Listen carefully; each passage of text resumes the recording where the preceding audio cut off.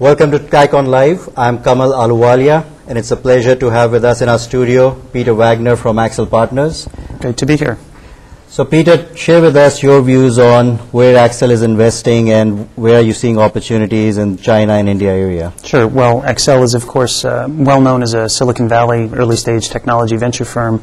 Right around the late stages of the last millennium, we came to a decision that venture capital was no longer going to be confined just to Silicon Valley, started a globalization effort focused on innovation hubs around the world. The first hub that we targeted was Israel and Europe. That led to the creation of Accel London in 2001.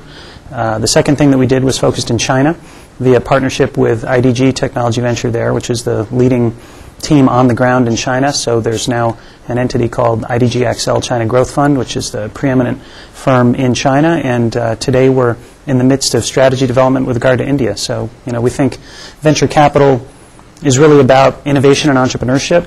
And where are the entrepreneurs? Where are the innovations? Not everywhere, but those are some of the places that we think that's going to be.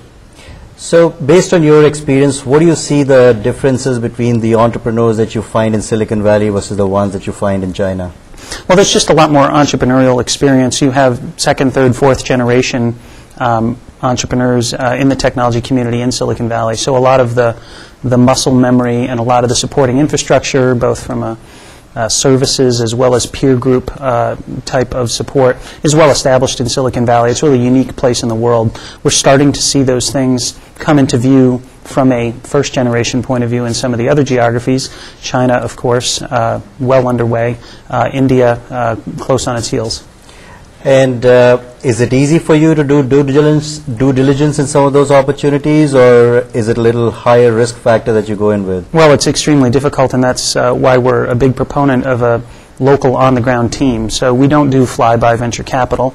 Certainly our Silicon Valley teams are involved from a global strategy and assisting the portfolios and sort of putting together the dots in terms of what's happening in key sectors around the world. But in terms of actual diligence of a specific opportunity in a place like China or in a place like India or in a place like Israel, we would definitely favor the creation of a team dedicated to those markets, embedded in those markets, from those markets, and that's really the only way we think you can be successful.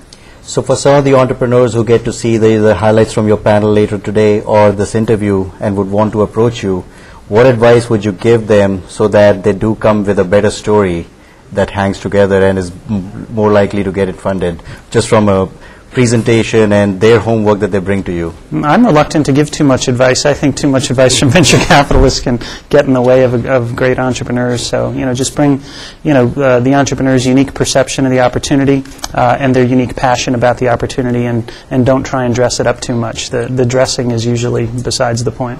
Well, that's good advice then. Yeah, I hope so. Excellent. Well, have a good panel. I'm so glad you could take a few minutes to spend with us. Thanks very much. Thank you.